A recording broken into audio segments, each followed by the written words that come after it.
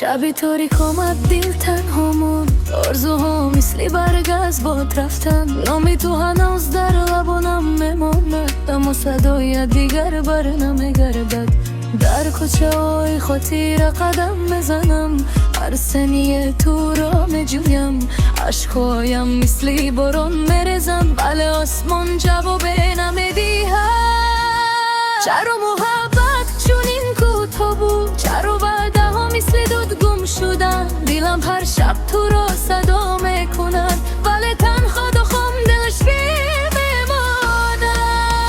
دلم گریه میکند به تو هر نفس در دست. زندگی به محبت تنها یک شبی سرد است. اگر برگردی رو هم زنده میشود، ولی میدونم این تنها یک آرزو میماند. دلم گریه میکند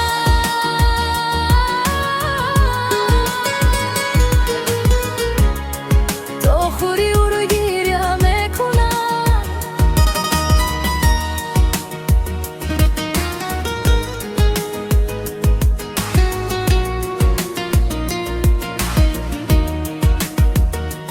صورتت هنوز در چشمانم است، خاطره ها مرا آرام نمیگذارند. هر گل که میشکفد تو رو به یادم میارد. هر نسیم نامی تو رو میخواند، من با درد تو شدم. با تنهاییم سفر گردیدم. خنده از لبانم رفته است، تنها عشق باقی مانده.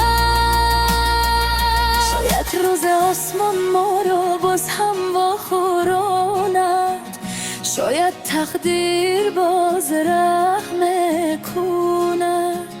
تا آن روز من با یادی تو زندگی میکنم، با محبت که هیچ بام نمیمیرد.